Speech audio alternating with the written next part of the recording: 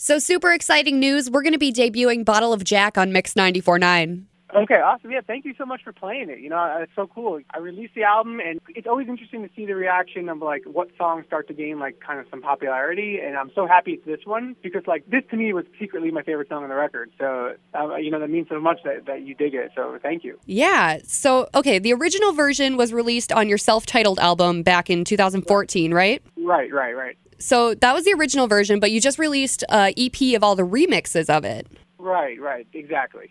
So what kind of sparked that?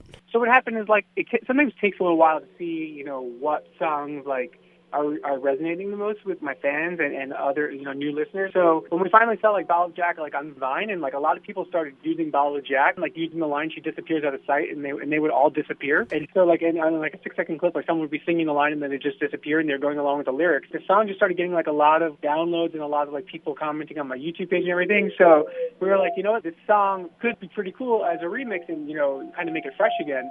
So we just had some DJs kind of take the basic stems from the album and just decide to remix it. And we were like, this is really, really cool. So we decided to put it out as an EP. You have two different videos for it. You have the original lyric video for, like, the original version of the song, and then you have the remix music video. Right. So I watched the remix one this morning, and it doesn't have a bottle of Jack in it at all. No, it doesn't.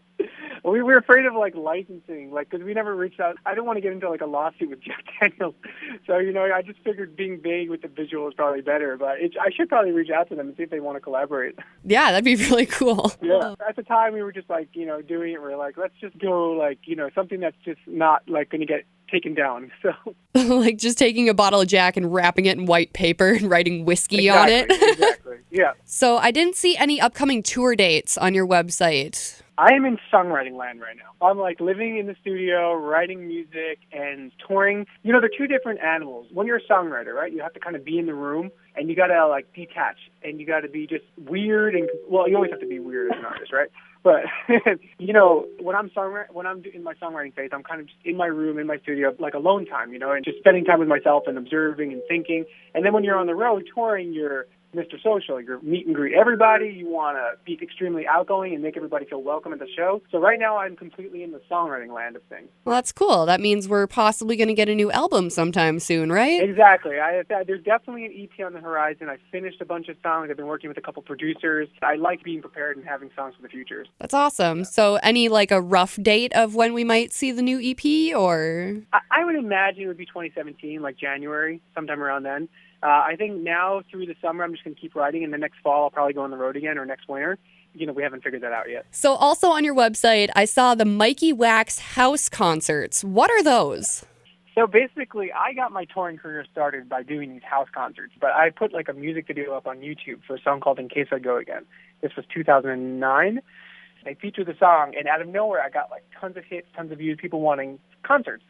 But because I didn't have an agent, I couldn't get in venues. So I just said, hey, like, I'll come play in your living room. If you can get, like, 15 or 20 people together, I'll come play. And I ended up doing a whole summer house concert tour, like 60 shows in a row, playing in people's living rooms. So that's kind of how I got my start.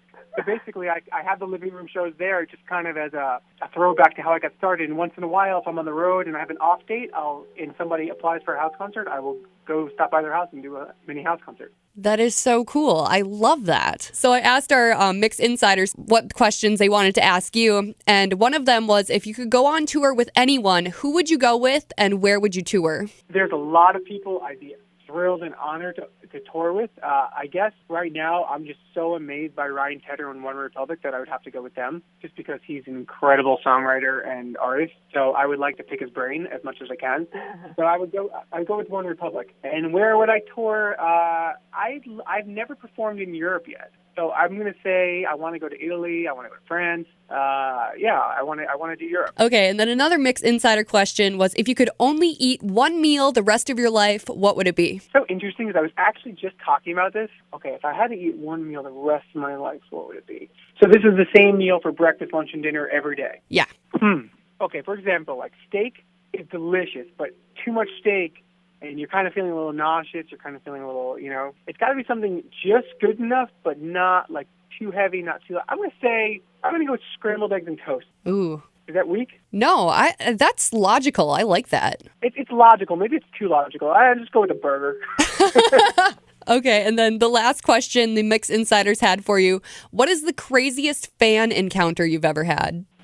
It's not crazy. It was actually amazing. I was doing one of these house concerts, and one of the ladies there happened to be a masseuse, and we had been on the road for a long time. We've traveled thousands of miles, and after the show, she sat me and the band down, and she gave each of us like a 20-minute massage, and it was incredible.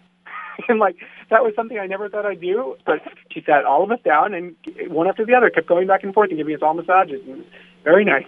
That sounds amazing.